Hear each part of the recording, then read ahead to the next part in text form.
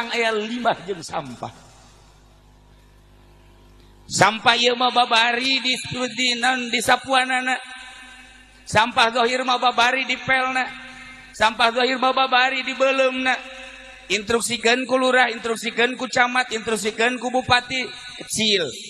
Tanpa instruksi, jelema nu peduli geus bebersih sorangan zahir, tapi lamun aya sampah di otak, lamun aya limbah di otak, leuwih-leuwih lamun pejabat berlimbah otakna, naudzubillah min dzalik. Cak pejabat biasa, pejabat mah aya sampahan, ieu kiai sampah mah lulu. Ini nu tadi ceramah wallahu alam ta otakna. Maksudnya bersih apa ya sampahan.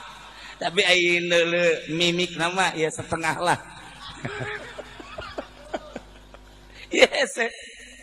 Micelan sampah nu aya di otak, micelan limbah nu aya di otak paling sulit. Ulah sima neule sorban, ulah sima neule udeng-udeng, ulah sima neule jubah. Sebab ku ari mah jelema berjubah ternyata preman. Udeng-udengna gede luar biasa, ban Vespa mah eleh.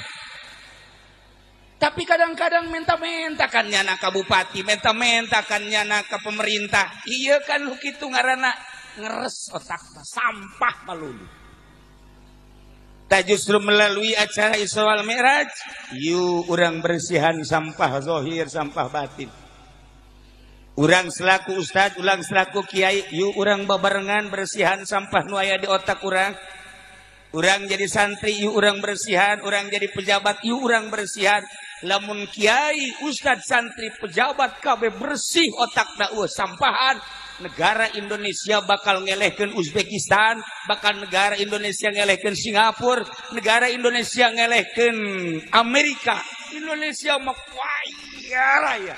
Di palingan bae ge kuari kaya kene komo mun di palingan. Mantak aya kula di jero hate cita-cita yang jadi presiden aya seutik. Tapi wakilna WH. Lamun lain WH embung kula mah. Misalna cenah ieu mah wakilna Rusdi bae. Hayang aing. Hayang geus hoja daekna ieu mah. Cenah Haji Masuri bae leuwih hayang. Cenah ieu mah Haji Bahri bae wah berkat beak kabeh. Bong, ini mah WH daek, mun WH jadi wakil masalah. Wow, jangan begitu cenah cek WH saya aja jadi presiden. Oh tidak, sebab pinteran aing nya tuh, nanti dikembangkan doang. Nah ya para jamaah kaum muslimin, wal muslimat rahimakumullah, Kangjeng Nabi lahir di Mekah, diutus di Mekah. Satu acan diberangkatkan hijrah ke Madinah, Kangjeng Nabi diisrokeun sareng dimi'rajkeun. Kangjeng Nabi Isra Mi'raj teh ayatna geus jelas dibaca tadi subhanalladzi asra bi 'abdihi lailan minal masjidil haram ilal masjidil aqsa. Budak letik maca, pertengahan maca, kolot maca. Memang bagus dibaca, urang hartikeun. Tetapi nusa benerna Kangjeng Nabi diisrokeun teh ieu otakna geus eueuh sampahan, eueuh limbahan, hatena bening murni bersih. Lamun Kangjeng Nabi diisrokeun minal masjidil haram ilal masjidil aqsa, ku bersihna luar biasa, ku herangna ceples eueuhna naonan Kangjeng Nabi hiji we di jero qalbuna Allah, di jero otakna Allah, eueuh limbahan, eueuh sampahan. Hiber Kangjeng Nabi di luar alam nu ieu asup nyulusup ka alam cahaya Kangjeng Nabi. Bahkan galeuwihan batan alam cahaya. Moal kaharti ku adat akal anu teu terbuka Yahudi, Nasrani, kafir-kafir tetepieun. Iyalah Kangjeng Nabi ku murnina, ku bersina, eueuh limbahan, eueuh sampahan, kolbu jeung otakna. Kangjeng Nabi kaluar ti alam ieu. Lamun Kangjeng Nabi kaluar ti alam ieu, urang sebagai umatna apakah bisa? Atuh bisa. bisa urang ge sarua keluar ti alam nu ieu. Keluar ti alam nu ieu plek. Ka mana cenah kiai? Ka WC bisa.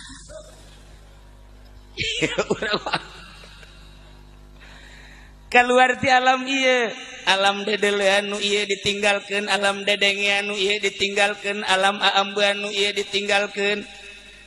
Lamun urang geus bisa keluar ti alam nu eta, urang ge bakal bisa Isra cara Kangjeng Nabi. Lamun Kangjeng Nabi geus Isra bisa Mi'raj, atuh urang ge bisa Mi'raj.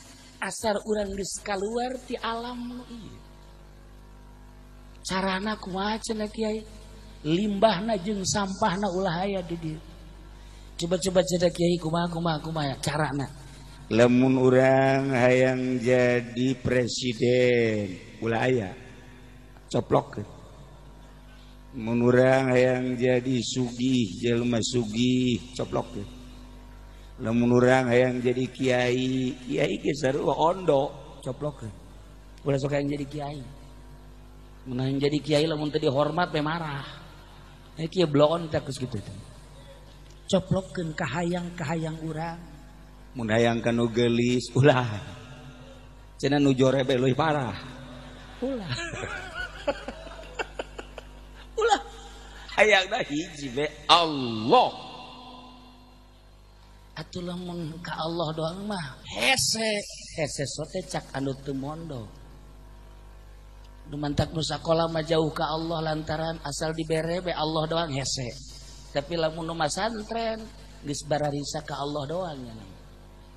Buktina nu malah santren mah tadi caki pudoli ge nu pinter nu sugih sakola asal ideot be mondok. Mantep eta kos kitu teh. Geus eta teh geus tanpa modal loba jasa di pondok pesantren. Assalamualaikum, waalaikumsalam. Kamana ya kula mah cenah kiai neuk mondok ku Bang Kiai bae.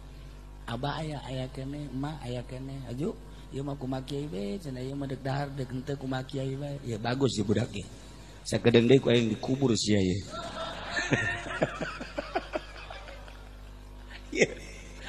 Ya, deuk ka Allah bae teh kudu boga ilmu. Ilmu nu deuk ka Allah bae lain babari. Jadi aya ilmu-ilmuna, urang boga presiden ku ari pinter. Nu matak dijadikeun presiden ge teh ku pinter, tapi encan karasa ku urang politik jeung perekonomianana. Matak urang teh neuleuh kapinteranana mah oke, tapi can karasa. Lamun jelema pinter tapi can aya mangpaatna sarua jeung bodoh. Kiai pinter, ngaji naon bae bisa tapi eueuh mangpaatna sarua jeung nu bodoh.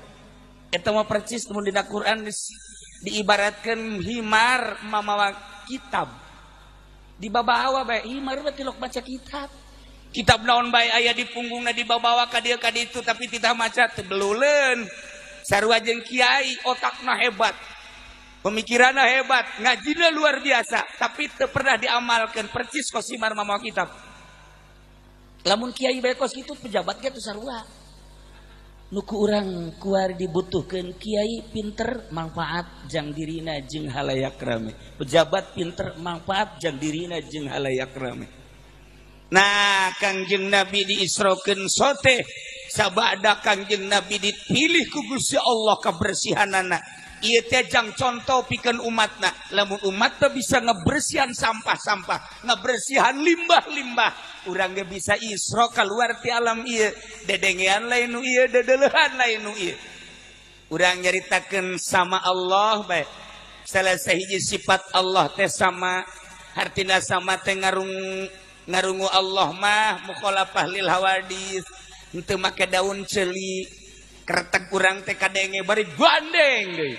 Kereteg urang kadenge ku Gusti Allah gandeng. Eta teh kereteg da doang. Kereteg urang teh kadenge ku Gusti Allah no gandeng. Nu mantak jeung Gusti Allah mah henteu kudu gandeng-gandeng. Ja kereteg da geus kadengean gandeng. Kiai, ulama lamun geus bisa ngabersihan ceulina, matana, irungna bakal dibere dedengean seperti kos kitu. Kapanggih jeung jelema kadenge tah hatena tah. Kula barang leuleuh Rusdi kadenge. Teu kudu ngomong. Atuh kadenge jengeng suarana kadenge jengeng. Kadenge suarana. Suara naon cenah Kiai? Hayang nyandung. Kadenge suarana. Atuh teu kudu dicaritakeun. Haji Agus kadenge. Kunaon cenah Kiai? Hayang nambah deui. Anu mantap kukula ye caritakeun ka urang Cilongok anu aya di dieu nyana kakarak 3 jadi hiji deui jatahna besi aya ulah nu rangda ulah nu kolot nyana hayangna ka Parawan umur 17 tahun tapi beungeutna kos Uzbekistan atuh moal manggih datang ka paeh ge di Indonesia mah ih bisa kadenge hate-hate jelema teh bisa kadenge. Tah lamun geus bisa kadinya bisa Isra.